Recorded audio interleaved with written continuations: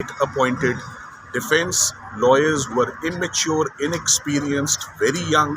So एक ऐसी रिवायत कायम हुई है जो जिसकी कोई नज़ीर नहीं मिलती, और रात 10-11 बजे तक हमें प्रोसीडिंग्स से तो रात 6:30 बजे ही कल बार फेंक दिया गया, जैसा कभी नहीं होता।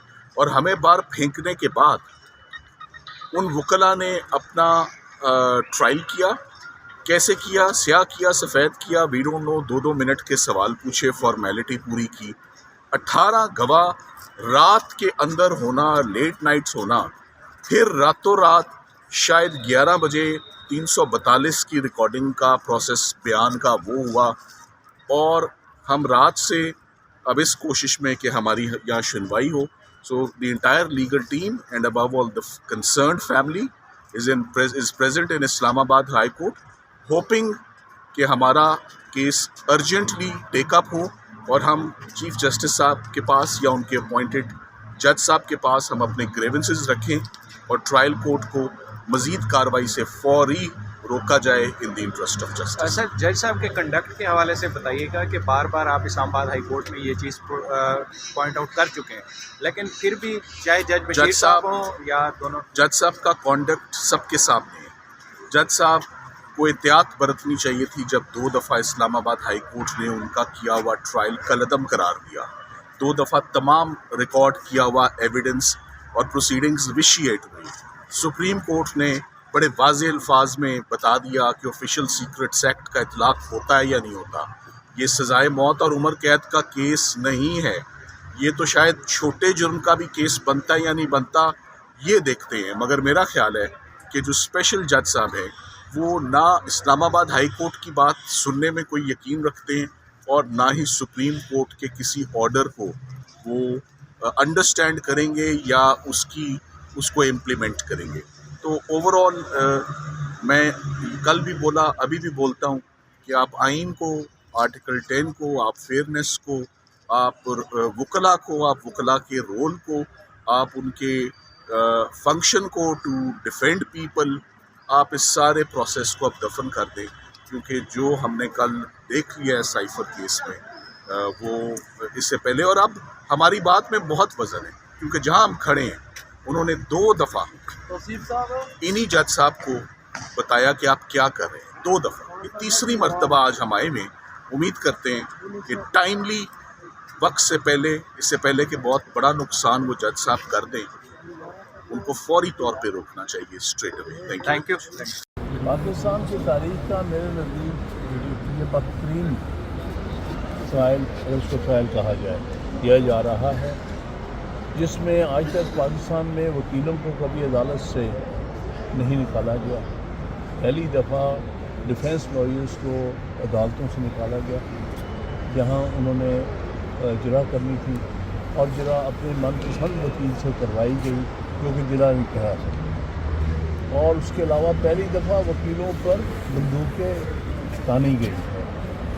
जो वाक़यात सामने आए हैं कि उनके एक छोटे कमरे में ले जाकर उनको खौफजदा करने की कोशिश की गई है और उन पर बंदूकें तानी गई हैं, जो कि एक बदतरीन मिसाल है मुल्क में इंसाफ के निज़ाम को जो है वो परवर्ट करने की।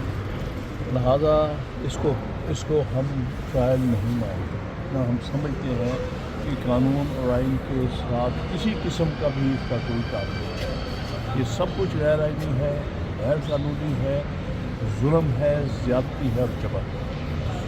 इस्लामाबाद हाई कोर्ट ने साइफर केस को 2 दफ़ा कलअदम करार दिया था और दोबारा वो गवाहों पर जेरा और बयानात सारे, लेकिन उसके बावजूद भी फिर अपने जो वकला थे, जो अक्यूज़ थे, उनके वकला को नहीं अंदर जाने दिया और सरकार के वकला को पेश किया गया।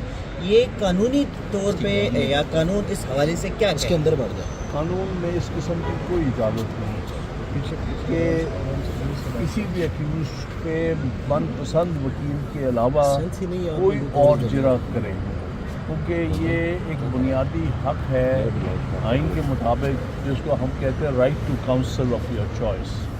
ये बुनियादी हक़ है। आप किसी भी मुल्ज़िम को उसके पसंद के वकील से अलग नहीं कर सकते। اسی کو وکیل بننے کا رائٹ ہے جس کو ملزم اپنا وکیل بنائے اور جس کو ملزم سمجھے کہ وہ اس کو ٹرسٹ کر سکتا ہے بطور وکیل کے. لہٰذا کسی ایسے شخص کو وکیل کرنا اسٹیٹ کے ایکسپینس پر جس کو ملزم اپنا وکیل نہیں تصور کرنا چاہتا، نہ سمجھتا ہے کہ وہ اس کے لیے ایک وکیل کا کے جو ہے فرائض انجام دے سکتا ہے، یہ واضح طور پہ آئین کے خلاف ورزی ہے. سر جو کل کی کارروائی ہوئی ہے اسی کو چیلنج کریں گے یا قلعدم قرار دینے کے بعد سے اب تک کی تمام کارروائی سائفر کیس کی اس کو چیلنج کریں گے، حکم امتناع کی درخواست کریں گے؟ میں سمجھتا ہوں ساری کارروائی غیر آئینی اور غیر قانونی ہوئی ہے. جب اس کو انہوں نے واپس کیا ہے، وہاں پر ریمانڈ کیا ہے، اس کے بعد کی کارروائی جو ہے وہ بالکل غیر آئینی اور غیر قانونی ہے. اور ابھی صرف کل کی نہیں بلکہ جو ہفتے والے دن بھی کارروائی ہوئی ہے جس میں کہ ایک معقول وجہ تھی ایڈجرنمنٹ کی ٹرائل لائر کی، اس کو ریجیکٹ کر کے اپنی من پسند ایک ڈیفینس کاؤنسل جو ایکچولی پروسیکیوشن کا حصہ ہے، وہ پروسیکیوشن ٹیم میں سے ایک شخص کو سلیکٹ کر کے بطور ڈیفینس کاؤنسل کے لگایا گیا ہے. اور اس کا مقصد صرف اور صرف یہ گارنٹی کرنا ہے کہ کنوکشن ہو سکے دونوں ملزمان. سائفر کیس کے ساتھ اسی اڈیالہ میں 2 اور نئے پریفرنسز بھی چل رہے ہیں اور جیل ٹرائل چل رہا ہے. اس کے خلاف اسلام آباد ہائی کورٹ میں درخواست آئی تھی اور اس پہ 23 جنوری کو ججمنٹ بھی ریزرو ہوئی کہ آج 30 جنوری ہے، وہ فیصلہ نہیں سنایا گیا. تو آپ سمجھتے ہیں کہ جو آپ آج لائرز آئے ہیں، بڑے سینئر وکلاء ہیں اور آج آپ سٹے مانگیں گے تو آپ کو یہ سٹے مل سکتا ہے؟ یہ تو خیر وقت ہی بتائے گا، لیکن ابھی تک اسلام آباد ہائی کورٹ کی کارکردگی ایک طرح سے مکس ہے. کچھ ججز کے بارے میں ہم محسوس کر رہے ہیں کہ انہوں نے آئین اور قانون کی ضروریات پوری نہیں کی، لیکن کچھ ایسے ہیں جنہوں نے اچھے آرڈر پاس کیے ہیں جن کی وجہ سے یہ 2 دفعہ یہ کیس اور یہ ٹرائل کویش ہوا ہے. لہٰذا ہم امید کرتے ہیں کہ پھر اسلام آباد ہائی کورٹ انصاف کے اصولوں پر